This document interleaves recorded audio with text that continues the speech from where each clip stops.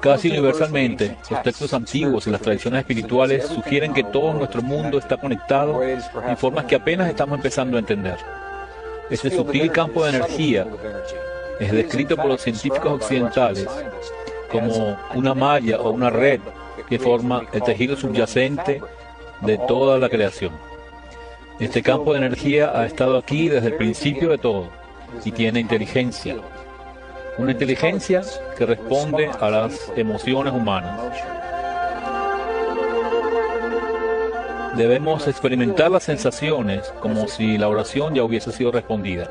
Y a través de esos sentimientos estamos hablándole a las fuerzas de la creación, permitiendo que el mundo nos responda, permitiendo ese campo, al holograma cuántico, a la mente de Dios, que nos responda con eso que sentimos en nuestro corazón.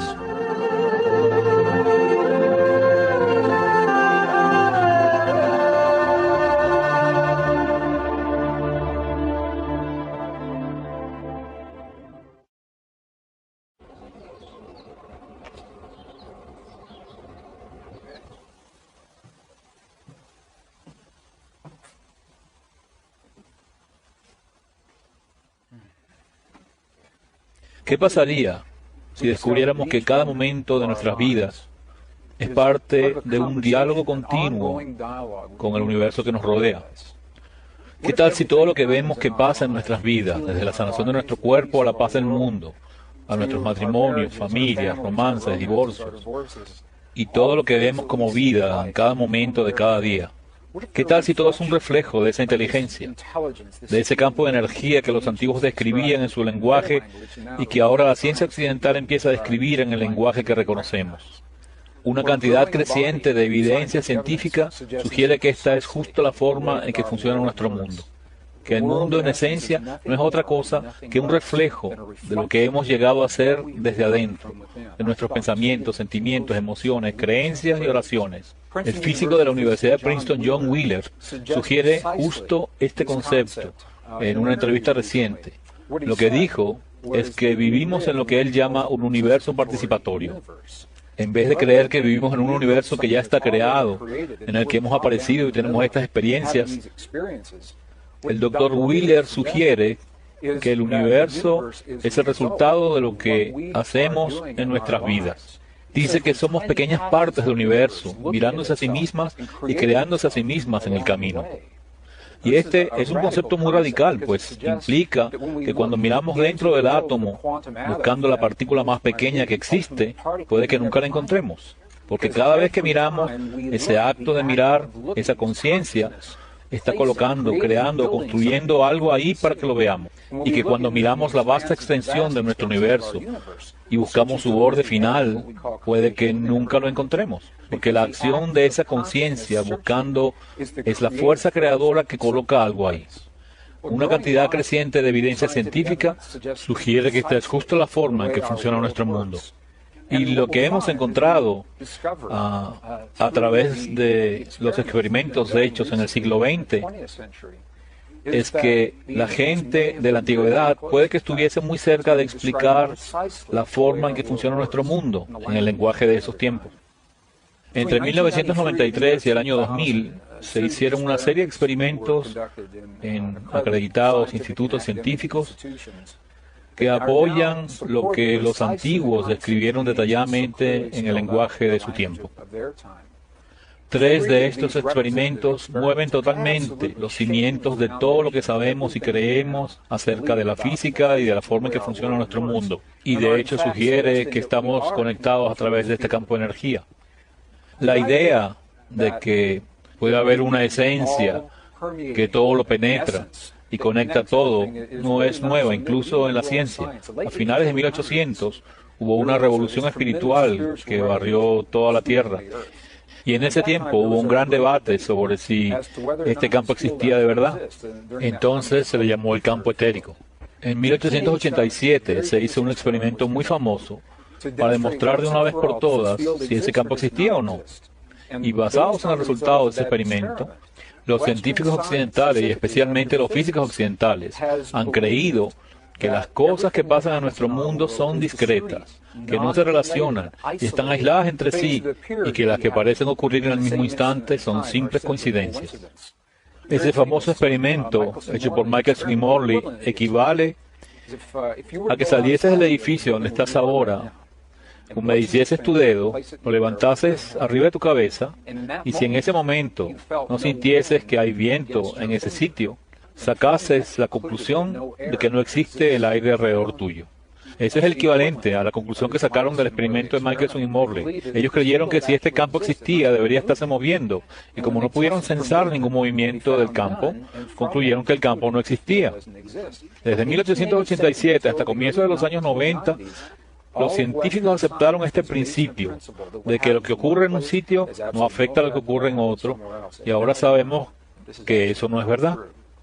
Así que quiero compartir con ustedes 3 experimentos que conmueven los fundamentos de la física occidental. El primero fue hecho por un científico ruso, Vladimir Poponin, a principios de los años 90, y vino a Estados Unidos para terminarlo. Lo que Poponin quería investigar era la relación entre el ADN humano y la cosa de la que está hecho nuestro mundo, pequeños paquetes de energía que llamamos fotones o partículas de luz. El experimento consistía en tomar un tubo de vidrio y sacarle todo el aire, creando un vacío adentro, lo que implica que no quedaba nada más adentro de él. Pero sabemos que aún quedaba algo adentro. Están estas partículas de luz. Poponin midió las partículas para ver si volaban por todas partes o si estaban acumuladas en algún sitio específico del tubo. El resultado fue el esperado. Los fotones estaban distribuidos aleatoriamente por todas partes. La siguiente parte del experimento fue lo más interesante. Pusieron un poco de ADN humano en el tubo, y cuando midieron de nuevo los fotones, vieron que el ADN había hecho que los fotones se alineasen con él. El ADN había afectado esta cosa de la que está hecho nuestro mundo. Y eso es justo lo que las tradiciones antiguas siempre han dicho, que algo dentro de nosotros afecta el mundo que nos rodea. Así que el experimento de Poponin es el primero en tiempos recientes en demostrar en un laboratorio que eso es cierto. La siguiente parte del experimento es aún más interesante, porque encontraron que cuando el ADN era removido del tubo, en vez de observar como esperaban que los fotones volviesen a distribuirse aleatoriamente, no fue eso lo que pasó. Lo que pasó fue que, aunque el ADN ya no estaba en el tubo, los fotones siguieron alineados como si el ADN estuviese ahí. Y la pregunta es, ¿por qué? ¿Qué es lo que causa este efecto? No hay nada en la física occidental que explique por qué los fotones seguirían alineados igual después de que el ADN fuese removido del tubo. A este experimento se le llama el efecto fantasma del ADN, porque el efecto permanece aún después de sacar el ADN. Lo primero que nos dice es que el ADN humano se está comunicando con eso de lo que está hecho nuestro mundo, con los paquetes de energía que están por debajo de todo, y se comunica mediante un campo que no se había conocido antes. Los científicos lo llaman el nuevo campo, y yo creo que siempre ha estado ahí, pero que nunca lo habíamos reconocido. Así que lo llamamos una forma de energía no reconocida anteriormente. El segundo experimento es fascinante. Es un experimento militar. Lo que hicieron en esencia fue tomar ADN humano, unas pequeñas raspaduras de dentro de la boca de un donante voluntario, y ponerlo en un dispositivo que podía medir su comportamiento en un sitio de un edificio, mientras que el donante del que venía el ADN estaba en otra oficina del edificio. Así que tenemos ADN vivo de un donante, el ADN está en un sitio y el donante en otro, y entonces sometieron al voluntario a lo que llamaron estimulación emocional, que generase en él respuestas emocionales genuinas, de gozo, tristeza, miedo o furia, en un sitio del edificio, para ver si el ADN era afectado por las emociones del donante. ¿Pero por qué lo haría? En la física occidental no hay nada que indique que ese ADN esté aún ligado al donante. Pero los experimentos mostraron justo lo contrario. encontraron que cuando el donante tenía los valles y picos emocionales en una oficina, el ADN tenía justo los mismos valles y picos emocionales en otra oficina justo al mismo momento. Cuando vimos experimentos como estos, pensamos en la energía que se transmite del punto A al punto B. Y si la energía debe ir de un punto a otro, esperarías que hubiese un pequeño retardo entre el momento en que se generó la emoción y cuando el ADN responde. Pero eso no fue lo que pasó. Lo que pasó en estos experimentos es muy importante cuando empezamos a hablar del poder de la oración. Lo que pasó es que el efecto fue instantáneo.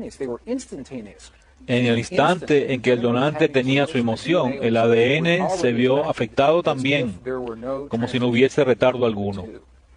Al principio, los experimentos se hicieron en oficinas separadas por unos 15 metros, pero luego se hicieron otros experimentos donde el ADN y el donante estaban a cientos de kilómetros. Yo pude reunirme con el diseñador de uno de estos experimentos, el Dr. Cliff Baxter, y me contó de uno de los experimentos donde el donante estaba en Los Ángeles y el ADN en Phoenix, Arizona, a unos 650 kilómetros de distancia. Y pasó lo mismo. Bien fuera a unos pocos metros o a 650 kilómetros de distancia, el efecto era instantáneo. Esto abre toda clase de posibilidades sobre cómo ese ADN sigue enlazado con el donante. Pero lo que nos dice nuevamente es que nos comunicamos con el ADN a través de nuestras emociones y que si el ADN está en nuestro cuerpo o a cientos de kilómetros, el efecto es el mismo. A eso lo llamamos energía no local, es decir, que está en todas partes todo el tiempo, porque no tiene que viajar del punto A al punto B. El tercer experimento fue hecho también al principio de los 90 por el Instituto de Matemáticas del Corazón, una organización pionera en estas investigaciones, ubicada al norte de California, que explora el corazón humano no como una simple bomba que bombea sangre por nuestro cuerpo, pues parece que esa es la menor de las funciones que realiza.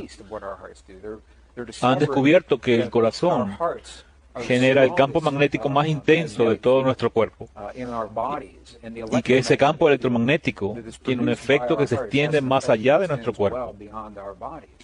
El Instituto de Matemáticas del Corazón había descubierto antes que alrededor de todo corazón humano ese campo tiene la forma de un toroide o de una dona y que llega de 1,5 a 2,5 metros de distancia. La pregunta es si en ese campo ya reconocido puede haber otra forma de energía que sea transportada por ese campo más allá de nuestros cuerpos.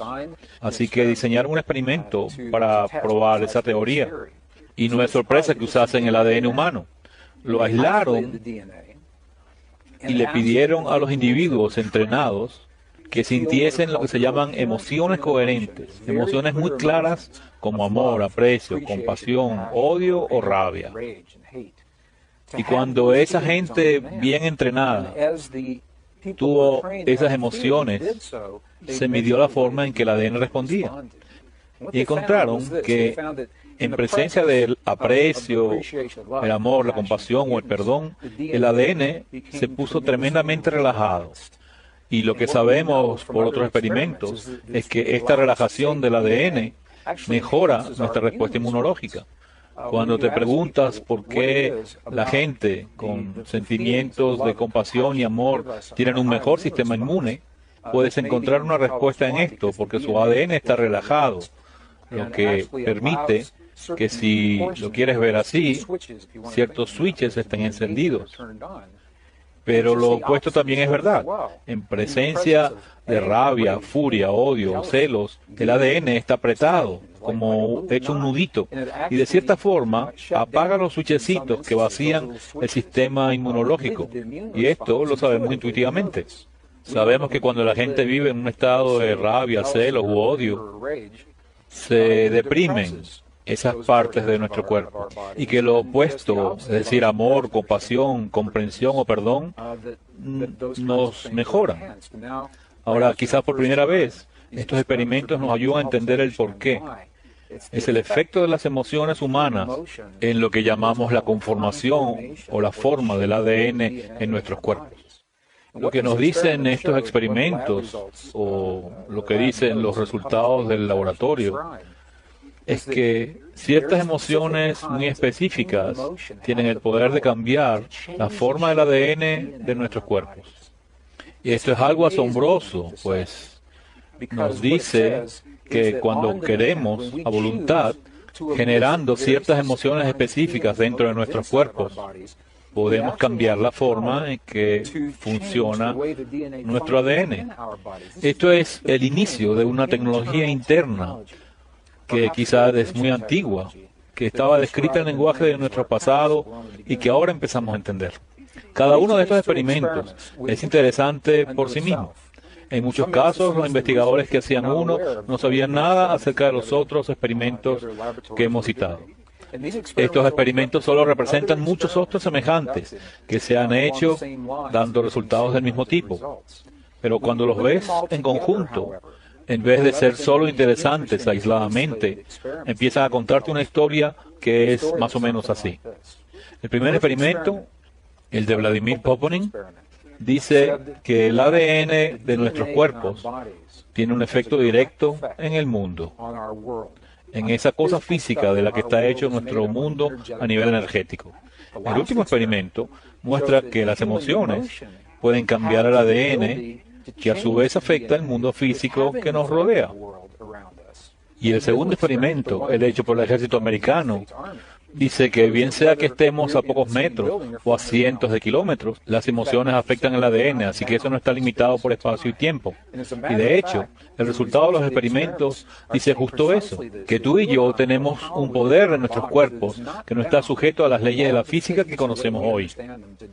Que algo en nosotros está ligado directamente a las emociones de nuestro cuerpo y que los pensamientos, sentimientos, oraciones y creencias trascienden los límites del tiempo y el espacio tal como lo entendemos hoy en día.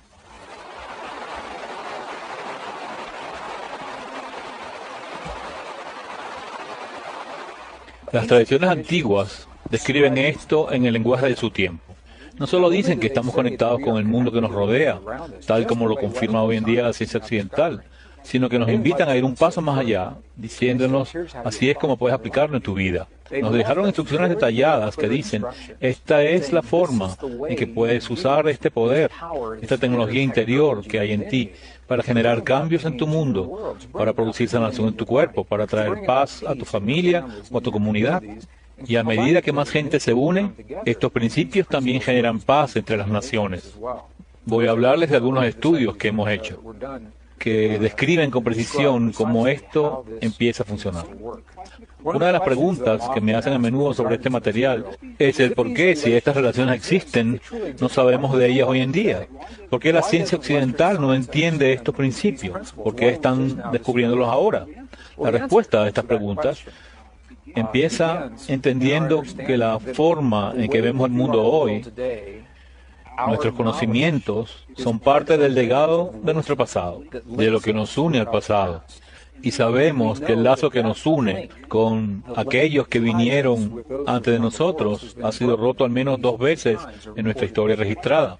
2 veces en nuestra historia registrada ocurrió un evento importante y perdimos información y en cierta forma esa información es parte de lo que ahora descubrimos.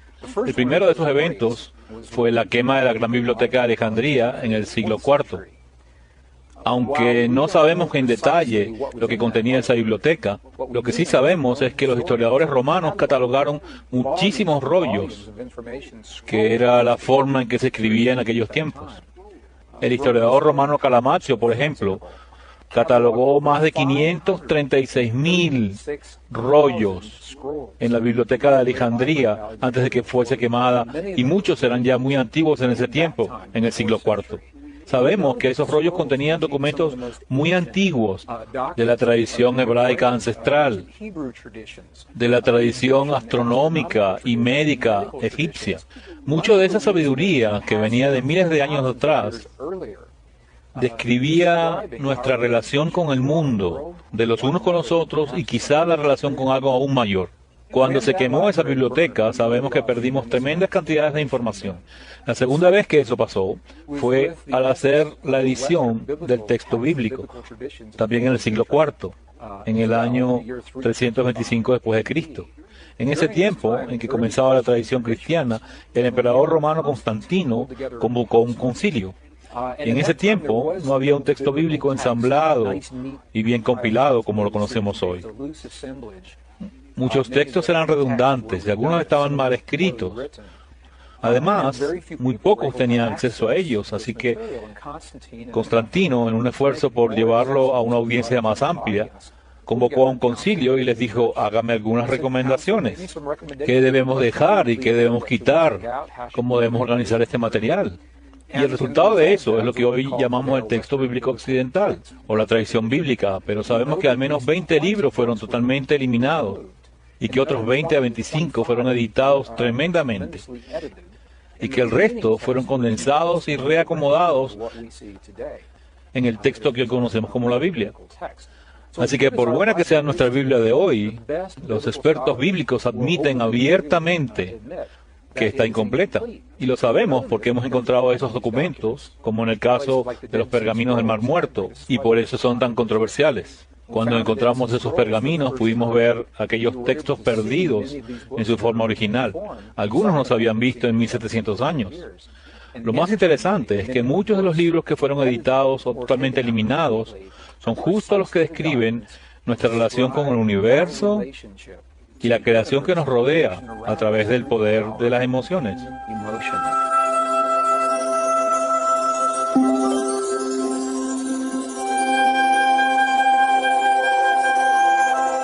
Así que ahora la ciencia está empezando a decirnos en su lenguaje lo que las antiguas tradiciones nos decían a su manera. Y en esos textos describen con precisión la forma en que funcionan esos principios. Pero la pregunta es cómo aplicarlos en nuestras vidas, cómo hacer uso de esa relación entre pensamientos, sentimientos y emociones dentro de nuestros cuerpos y en lo que pasa alrededor. Quizás el mejor sitio para empezar es definiendo qué es un pensamiento, qué es un sentimiento y qué es una emoción. Yo tuve esta conversación con mi mamá muchas veces y ella siempre me decía: yo creía que los sentimientos y las emociones eran la misma cosa, pero aunque tengan una relación estrecha, hay una diferencia. Si observamos las antiguas láminas que muestran los centros energéticos de nuestro cuerpo, o los chakras si prefieren, veremos que los 3 centros inferiores están asociados con lo que llamamos el poder de las emociones. Los antiguos decían que solo podemos experimentar 2 emociones primarias: el amor y cualquier cosa que creamos que es lo opuesto al amor, sea que lo llamemos miedo o odio. Pero al profundizar en las tradiciones, encontramos que en verdad son polaridades de la misma fuerza. Así que en esos centros inferiores, con su poder de las emociones, solo tenemos 2 experiencias primarias: el amor y lo que creamos que es su opuesto. Este es un poder, es una fuerza que nos hace avanzar por la vida, que desmorona los obstáculos y derriba las barreras que nos separan de lo que deseamos en la vida. Pero la emoción, sin embargo, es dispersa y tiene que ser enfocada. Es un poder, pero la gente que vive solo en sus emociones suele tener una vida muy caótica. Así que las emociones tienen que ser enfocadas, y es ahí donde entra el poder del pensamiento o de la lógica, que está asociado con los centros de energía ubicados en la parte alta del cuerpo. El pensamiento es lo que le da foco o dirección a las emociones. Por ejemplo, si pensamos en algo, digamos que pensamos en un día nublado, con ese pensamiento bombeamos el poder de las emociones, bien sea el amor por ese día lluvioso o nuestro miedo por lo que ese día lluvioso puede atraernos. Y al hacer eso, al unir el poder de las emociones con la dirección del pensamiento, creamos un sentimiento. Así que un sentimiento es por definición la unión de una emoción y un pensamiento. Y es interesante que el centro energético que no se asocia con las emociones o con el pensamiento, el que queda sin uso en los sistemas antiguos, es el corazón. Y es el que está dedicado al poder del sentimiento. Nosotros sentimos con nuestro corazón. Así que el sentimiento que tenemos en nuestro corazón es el lenguaje que le habla al campo que la ciencia occidental está ahora empezando a entender a través de sus experimentos. El poder del sentimiento humano es el lenguaje que abre las puertas de las posibilidades de lo que creamos en nuestro mundo.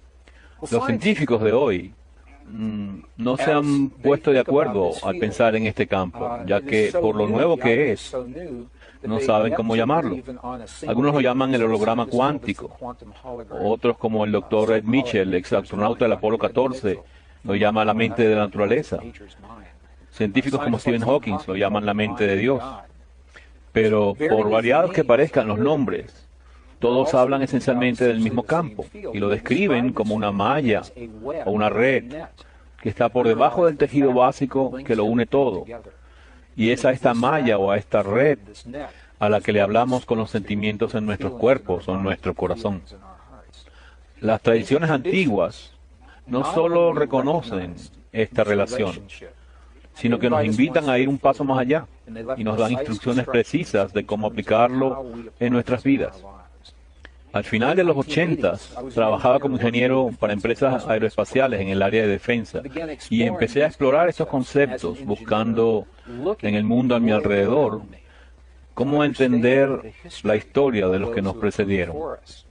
Eso me llevó a los sitios más asombrosos del mundo, desde los templos de Egipto, pasando por las montañas andinas de Perú, las tierras altas de Nepal y el Tíbet, hasta el desierto al suroeste de Norteamérica.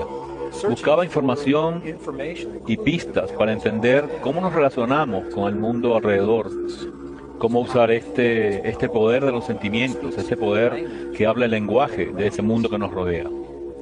Así que empecé como ingeniero a estudiar estos principios que dejaron los que nos precedieron, para que pudiéramos entender nuestra relación con lo que nos rodea y esta tecnología ancestral que hoy llamamos oración. Mi idea era que esta información debía estar mejor preservada en sitios poco perturbados por la civilización occidental. Y eso fue lo que me llevó, por primera vez en 1998, a las tierras altas del Tíbet, donde pude investigar 12 monasterios y 2 conventos de monjas budistas. Usando intérpretes, hablé con los que usan esos principios en sus vidas. Y lo valioso de ir al Tíbet es palpar una cultura viviente que lo aplica. Puedes ir a los templos en Egipto o a los templos mayas en Yucatán, pero por fascinantes que sean o por más información que contengan, las culturas que dejaron esa información ya no existen. Así que en el mejor caso solo podemos especular lo que quieren decir. Pero cuando vamos a un monasterio en el Tíbet, puedes hablar con los que están ahí, puedes preguntarles, cuando vemos tus oraciones desde afuera, ¿qué estás haciendo adentro? ¿Qué pasa con tu cuerpo? ¿Qué piensas? ¿Qué sientes? ¿Qué notas? Estando en el Tíbet, pude hablar con el abad de un monasterio y le pregunté lo mismo que le preguntamos a todos los monjes y a todas las monjas. Y su respuesta fue muy clara. Le pregunté, cuando los vemos orando por 12, 14 o 16 horas al día, cuando vemos los mudras, los mantras y las campanas y los gongs y los cantos que usan en sus oraciones por tanto tiempo en el afuera, ¿qué es lo que hacen adentro? ¿Qué pasa adentro? El abad me miró y quiero pensar que se reía conmigo, pero creo que se reía de mí, porque me respondió, tú nunca has visto nuestras oraciones, porque una oración no puede ser vista. Lo que has visto son las cosas que hacemos para crear los sentimientos en nuestros cuerpos, y los sentimientos son la oración. Entonces él me regresó la pregunta, dijo, ¿cómo hacen eso en tu cultura? ¿Cómo lo hacen? Y empecé a pensar en la forma en que concebimos la oración en nuestra cultura de hoy. Cuando perdimos los textos que describen cómo funciona el poder de las emociones y los sentimientos, que es el lenguaje que nos conecta con el mundo y la creación que nos rodea, empezamos a creer que las palabras eran la oración. Si dices las palabras correctas, la cantidad correcta de veces, en el año, el día y la hora correctas, entonces has hecho la oración. Pero por bien intencionadas que sean esas oraciones, sabemos que hay una modalidad de oración que nos lleva mucho más allá de donde nos lleva el simplemente repetir las palabras.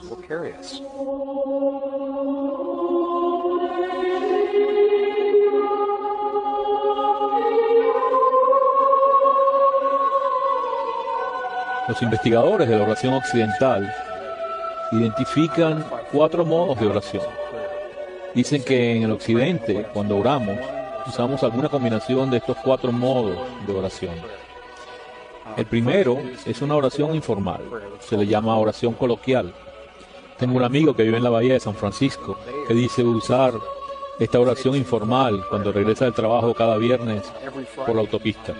Él dice: querido Dios, si me dejas llegar hasta la estación de gasolina antes de que se me acabe la que tengo, nunca dejaré que mi tanque llegue a estar tan vacío otra vez. Y eso es una oración informal a Dios. El segundo modo de oración es el llamado modo de petición, donde le pedimos a ese poder, o a los ángeles, o a Dios. Querido Dios, yo pido el derecho de sanar y ser sanado en todas las pasadas, presentes y futuras manifestaciones. Esa sería una oración de petición. El tercer modo de oración es el ritualístico, como cuando dices al acostarte: Dios es grande, Dios es bueno. Y el cuarto modo de oración es uno que no tiene palabras, es simplemente una oración meditativa, donde nos hacemos conscientes de la presencia a nuestro alrededor y en el silencio. Y hay incluso disputas sobre si este es un modo de oración o no. Esta es la forma que los investigadores de la oración occidental consideran como verdadera hoy en día. Pero por buenos que sean estos modos y por bien que describan cómo oramos, siempre ha habido otro más, un quinto modo que no está incluido entre los anteriores y que es justo el que estaba describiendo el abad en el Tíbet. Describía un modo de oración basado en el sentimiento y decía: debemos experimentar el sentimiento que tendríamos si la oración ya hubiese sido contestada. Y al experimentarlo, le hablamos a las fuerzas de la creación, permitiendo que nos respondan, permitiendo a ese campo, al holograma cuántico o a la mente de Dios, que nos responda con lo que corresponde al sentimiento que hay en nuestros corazones. Así que en lugar de orar y sentirnos sin poder en una cierta situación o decir: oh Dios mío, por favor, que haya paz en el mundo, este modo de oración nos invita a sentirnos como si ya fuésemos partícipes de esa paz. Pues si, como John Wheeler sugiere, somos parte de todo lo que vemos, entonces al sentir la paz del mundo o la sanación en el cuerpo de los que amamos, estamos potenciando a ese campo para que refleje eso hacia nosotros, de forma que haga realidad esos cambios en nuestras vidas y en nuestro mundo. Y eso es justo lo que el abad nos estaba diciendo en el monasterio del Tíbet.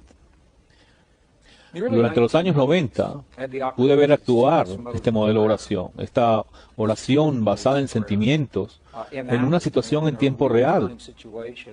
Y quiero compartir esa historia, pues quizá describe mejor ese concepto nebuloso de cómo las oraciones basadas en sentimientos trabajan en nuestras vidas. A principios de los años 90, el desierto del suroeste de Norteamérica vivía una de las peores sequías de su historia. Y un amigo mío, que es un indio nativo americano, me invitó a acompañarlo a un sitio del desierto, al norte de Nuevo México, para compartir una oración, para pedir lluvia. No tuvo que pedírmelo 2 veces, y le dije: claro, me encantaría participar y ver cómo es esa oración. Así que nos encontramos en el sitio acordado y recorrimos varios kilómetros de hermosas y elevadas tierras hasta llegar a un sitio que era tan antiguo que incluso la gente de hoy no sabe quién lo construyó. Era un círculo de piedras y cada piedra estaba puesta tal como los ancestros las colocaron hace mucho tiempo. En ese sitio, mi amigo empezó su oración. Primero se quitó sus zapatos, entró en el círculo descalzo y honró a sus ancestros diciendo: todos mis ancestros, todos mis ancestros. Luego saludó a los 4 puntos cardinales, me dio la espalda, puso sus manos en posición de oración y estuvo así unos pocos segundos. Luego se volteó, me miró y me dijo: tengo hambre, vamos a comernos algo. Yo le dije: pero pensé que ibas a compartir conmigo esa oración para pedir lluvia. Y él me miró y me dijo: no, Porque si pedimos que llueva, la lluvia nunca vendrá. Pues cuando oras para que algo ocurra, solo estás reconociendo que eso no existe en este mundo. Pensé en lo que me decía y tenía mucho sentido. Si digo, querido Dios, por favor, que haya paz en el mundo, lo que estoy diciendo es que la paz no está ahí. Y puedo estar potenciando sin darme cuenta las condiciones que quiero cambiar. Y es igual con la sanación de mi cuerpo o con la de aquellos a los que amo.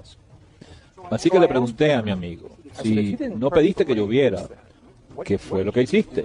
¿Qué pasó cuando cerraste tus ojos y me diste la espalda por esos pocos momentos?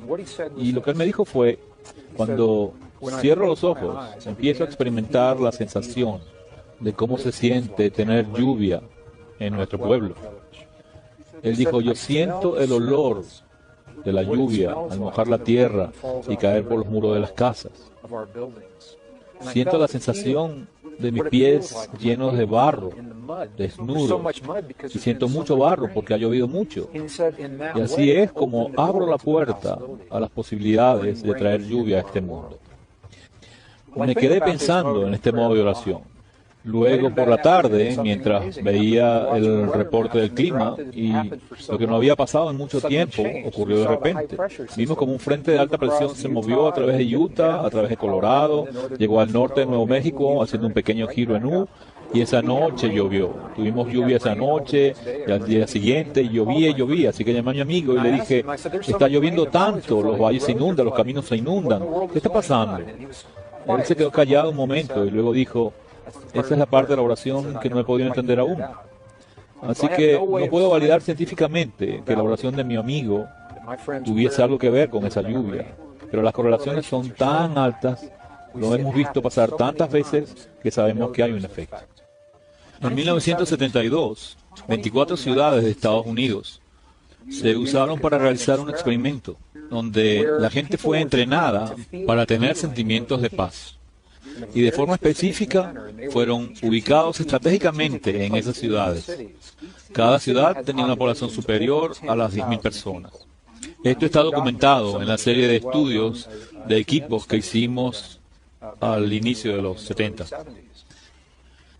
Lo que pasó es que durante el tiempo que la gente experimentó esos sentimientos de paz, en la comunidad que los rodeaba, más allá de los edificios donde estaban, las comunidades experimentaron reducción en sus estadísticas de crimen.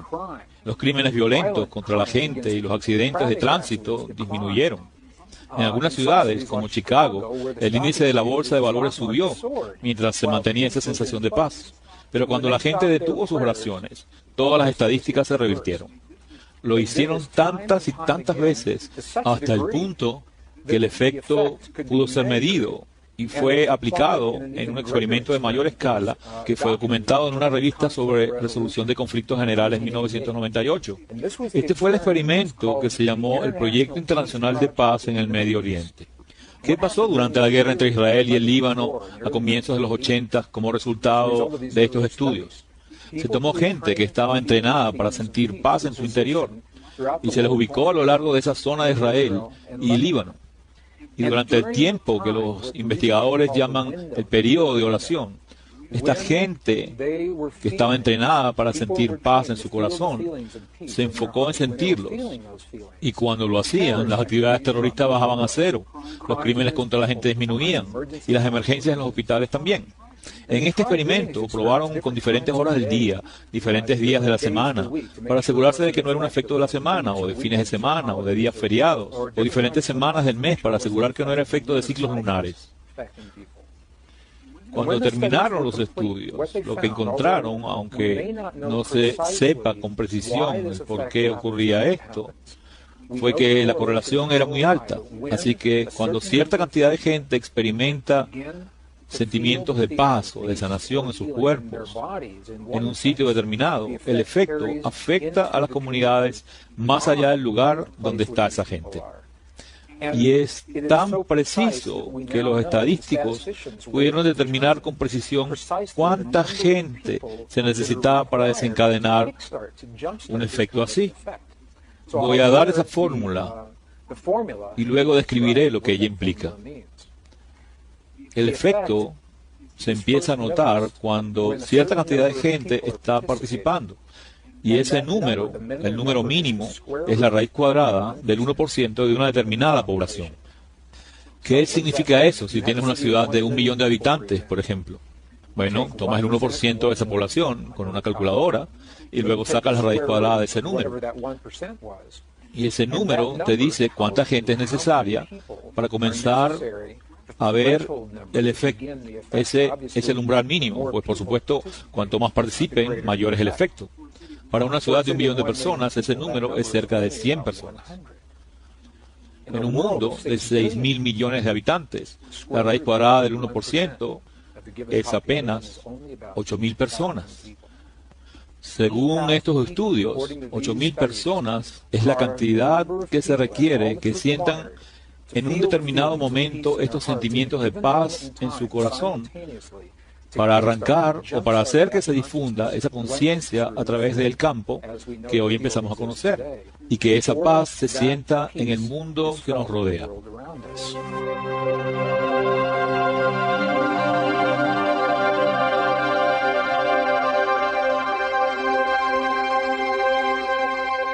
Así que cualquier discusión sobre esta oración basada en sentimientos, este antiguo modo de oración, a veces suena académico, hasta que lo vemos aplicado en nuestras vidas.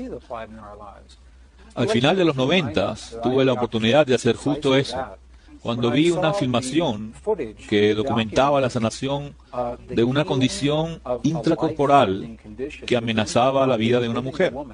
Y ahí usaban justo las técnicas de las que hablamos ahora. Para mí, esta es la clase de información que saca este tipo de oración del espacio académico y lo hace algo muy real que podemos aplicar en nuestras vidas. En ese tiempo pude ver un video mostrando la sanación de un cáncer de vejiga de 3 centímetros de diámetro dentro del cuerpo de una mujer que había sido diagnosticada como inoperable según los estándares médicos occidentales. Ella fue a su última esperanza, el llamado Hospital Sin Medicinas en Beijing, China. Fue en este Hospital Sin Medicinas donde ellos, usando métodos de reafirmación de vida, la ayudaron a contribuir con su sanación. Ellos le enseñaron métodos respiratorios y de alimentación para reafirmar su vida y movimientos suaves para estimular los centros de energía en su cuerpo. A medida que ella hacía esto y fortalecía su cuerpo, fue llegando al punto de realizar este proceso. Quiero compartir esto y describírselo, pues es un potente ejemplo de cómo el sentimiento que opera dentro de nuestros cuerpos tiene un efecto directo, y en este caso, un efecto muy gráfico en el mundo más allá de nuestros cuerpos. En esta documentación en video, veremos a una mujer acostada en un cuarto del hospital. Está totalmente despierta y consciente, y cree en el proceso que está a punto de ocurrir. Delante de ella hay un técnico que sostiene un escáner de ultrasonido sobre el vientre de la paciente, para que podamos ver en el monitor con la imagen dividida lo que pasa adentro de ella. En el lado izquierdo de la pantalla está una imagen congelada del estado inicial del tumor, como referencia, para que podamos ver cómo era su condición en ese momento del tiempo. En el lado derecho de la pantalla podemos ver en tiempo real lo que pasa con el tumor a medida que 3 practicantes parados detrás de ella trabajan con la energía y con los sentimientos que generan en sus cuerpos. Lo que hacen es repetir una frase que han seleccionado porque refuerza en ellos el sentimiento de que ella ya está curada. La frase esencialmente es: ya está curada, ya está curada. Y a medida que empiezan a tener estos sentimientos y a decir estas frases entre ellos, en la pantalla podemos ver en tiempo real cómo ese tumor cancerígeno desaparece en menos de 3 minutos. Al ver este documento respecto al tiempo, notas en el tumor aumentos y disminuciones de volumen que duran hasta 30 segundos, pero que en la vida real toman días. Todo esto pasa literalmente en menos de 3 minutos. Su cuerpo responde a los sentimientos de esos practicantes que están entrenados para tener esa clase de sentimientos sanadores. Lo que sentían era la sensación de estar frente a una mujer que ya estaba curada. totalmente habilitada y capacitada. No la veían como una mujer enferma, ni decían cáncer malo, debes irte. Esta es una forma muy diferente de ver las cosas y es un ejemplo muy gráfico de cómo trabaja este principio. Yo tuve la oportunidad de hablar con Lu Chen, el caballero que hizo este video, y le pregunté, ¿qué pasaría si los 3 practicantes no estuvieran ahí? ¿Esta mujer o cualquiera de nosotros podría hacer esto por sí solo? Él me sonrió cuando le hice la pregunta y me dijo, es muy probable que ella pudiera haberlo hecho sola.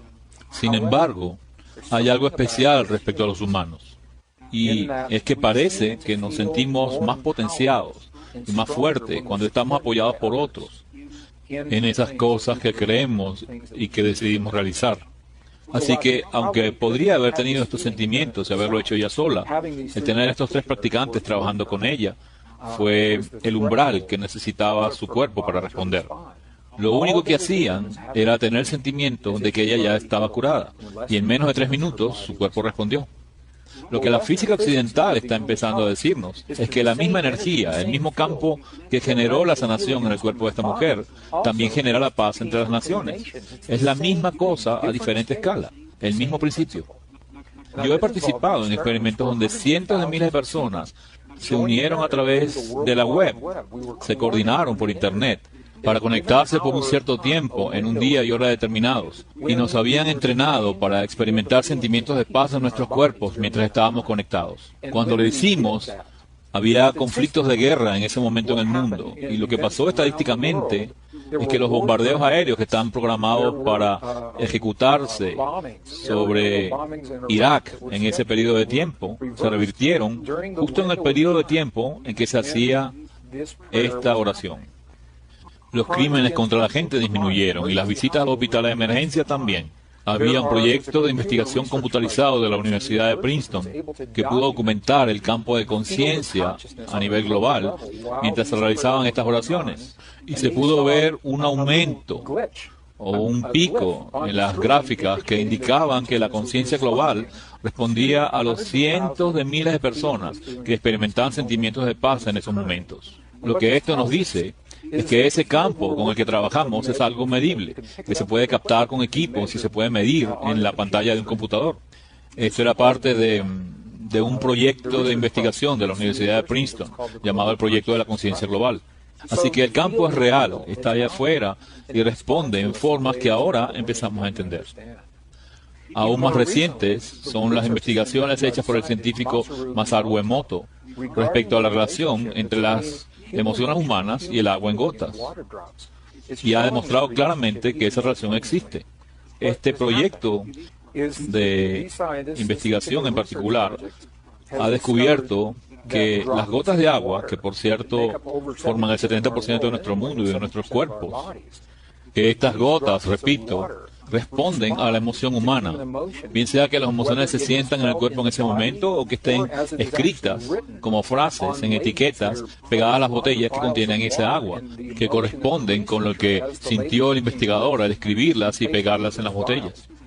Luego de someterlas a esas emociones, las gotas de ese agua fueron congeladas por cierto tiempo, y al sacarlas del congelador, cuando empezaban a descongelarse, formaban cristales, y esos cristales le dicen al científico el efecto de esa emoción sobre el agua. Por ejemplo, tomaron agua muy contaminada, un agua muy tóxica, de una de las represas más contaminadas que hay en el centro de Japón. Esta agua nunca había podido cristalizar, nunca pudieron lograrlo, y cuando la ves bajo el microscopio, lo que ves es algo como barro, una forma nebulosa. No hay simetría, no hay estructura cristalina alguna antes de que se le apliquen las emociones. Pero después de someterlas a las emociones, por ejemplo, cuando 500 personas oraron por estas aguas altamente contaminadas, la imagen del antes muestra el agua en un estado tóxico, y la imagen después de la misma agua muestra esta agua hermosamente formada, hermosamente clara, hermosamente cristalizada en forma perfecta y simétrica, simplemente como resultado de la interacción de las emociones y sentimientos humanos con ese campo del agua. Otros investigadores han reunido familias, niños con sus padres, para orar en un cuarto haciendo un círculo alrededor de las botellas de agua que nunca se han logrado que cristalice, por ser agua altamente contaminada y tóxica. Y lo hicieron como si fuese un juego. Hicieron que los niños le mandasen amor al agua, que le dijesen, te amamos agua, te apreciamos agua, gracias agua por lo que traes a nuestro mundo y a nuestras vidas.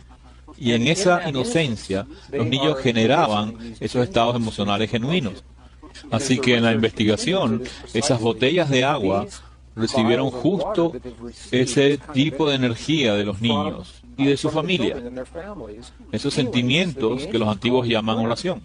Y entonces el agua sí se cristalizaba en hermosas, simétricas y muy claras formas, mostrando de nuevo que hay un efecto directo entre lo que sentimos en nuestros cuerpos y lo que pasa en el mundo más allá de ellos.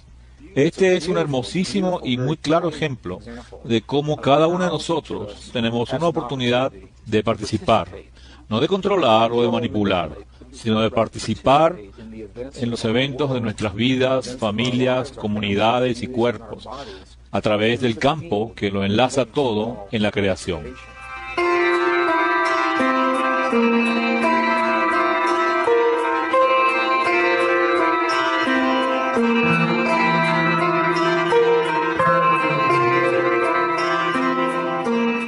Uno de los principios poderosos, de los más poderosos, relacionados con la forma en que trabaja este campo, es el hecho de que el campo parece ser holográfico en su naturaleza.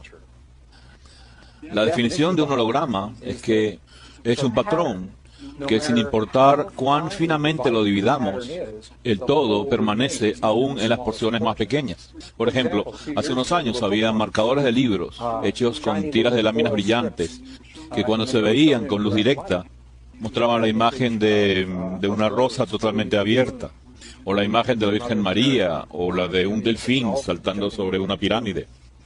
Y estos marcalibros, si son hologramas verdaderos, puedes cortarlos en pedacitos pero muy pequeños, y luego tomar el menor de ellos y cortarlo de nuevo. Y al ampliarlo, verás que todo el patrón puede aún verse en ese pedazo diminuto. Menciono este principio ahora, pues parece que nuestra conciencia funciona justo de esa forma respecto a este campo.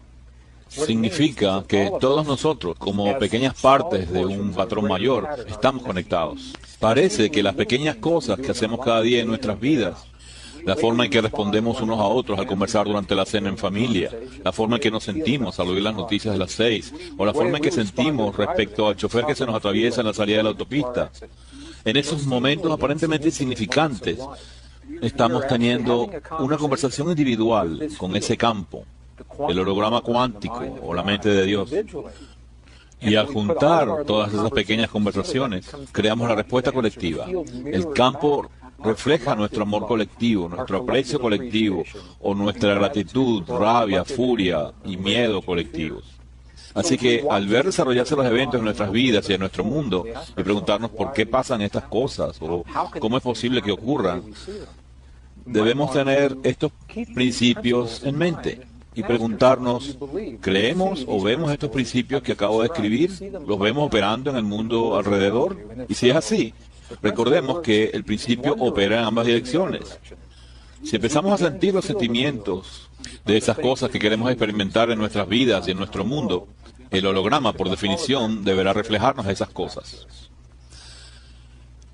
He oído a mucha gente decir que cuando ofrecemos nuestras oraciones desde dentro de nuestros cuerpos, estas necesitan ser enviadas al lugar donde queremos que lleguen. Si queremos que lleguen al Medio Oriente, tenemos que enviar esa energía hacia allá. O si estoy orando por la sanación de mis amados, de alguna forma, debe transmitirse desde nosotros hasta donde están nuestros amados. Lo que sé de estos principios, aunque sean bien intencionados, lo que el holograma nos dice es que no tenemos que mandar nada a ningún lugar. Dice que cuando sentimos un sentimiento en nuestros cuerpos, ya existe en todos lados, porque somos parte del todo. Es como el patrón de antes, que es completo por pequeño que cortemos el marcalibros. Somos pequeños pedazos de ese holograma mayor, de esta conciencia mayor.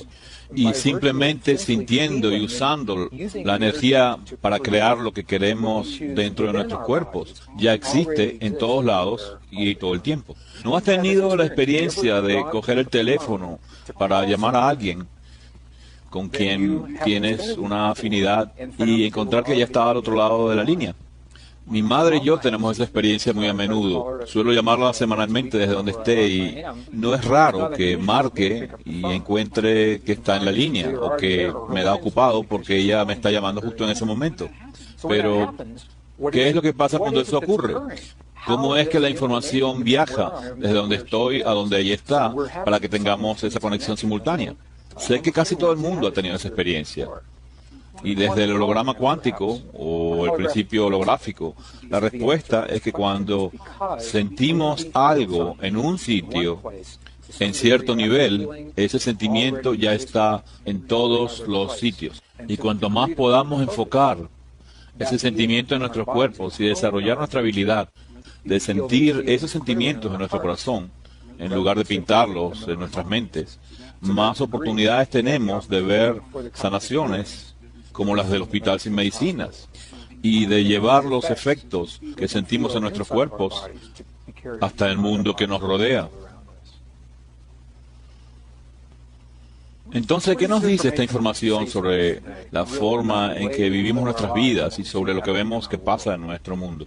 Lo mínimo que nos dice es que hay algo allá afuera, un campo, una inteligencia viviente que enlaza y conecta todo en la creación sin excluir nada. Todo lo que vemos que pasa en el mundo, todo lo que vemos que pasa en nuestros cuerpos, sabemos en virtud de este principio que es parte de todo lo demás. Sabemos que estamos conectados con el campo a través de los sentimientos y emociones. Y específicamente, los sentimientos de nuestro corazón son el lenguaje que le habla a ese campo, el que el campo reconoce. El campo puede que no reconozca los procesos mentales del lenguaje cuando decimos, querido Dios, que haya paz en nuestro mundo. Pero definitivamente sí reconoce el lenguaje del sentimiento cuando sentimos en nuestro corazón como si esa paz ya estuviera ahí. Estos son los principios sutiles y a la vez poderosos que nos dejaron los antiguos en el lenguaje de su tiempo.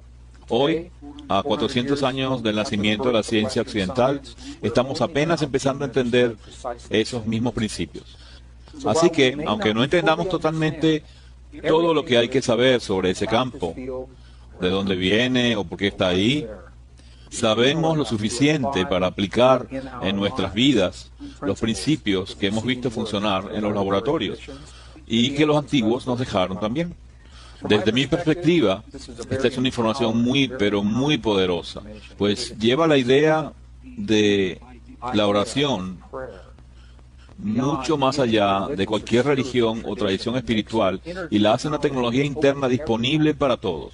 Sin importar nuestras creencias, estilo de vida, ascendencia, cultura o cómo y dónde escojamos vivir nuestra vida. Lo que nos dice es que en todo momento de la vida tenemos sentimientos internos y gracias a ellos nos comunicamos con el mundo alrededor.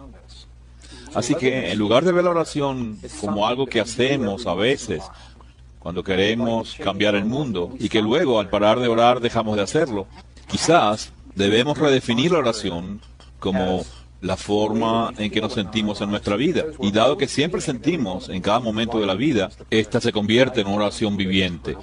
Siempre podemos tener sentimientos de paz en nuestro corazón, bien sea cuando manejamos o cuando estamos en clase o cuando vamos de compras o al aeropuerto. En cierto modo, cuando sentimos esos sentimientos de paz, la vida se vuelve una oración.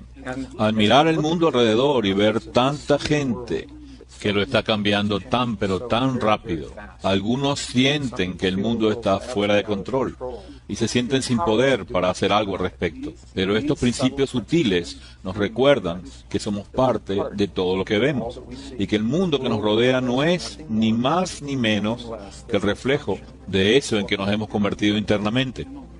Y los que vivieron antes de nosotros nos recuerdan en su lenguaje que debemos convertirnos en eso que queremos experimentar en la vida. Debemos convertirnos en la paz, en la sanación, la cooperación, la compasión, el amor y el nutrimiento que queremos experimentar. Debemos volvernos esas cosas para que el campo tenga algo que reflejarnos. De esa forma, cada uno definimos la guía para volvernos mejores personas, y al ser mejores personas, haremos un mundo mejor.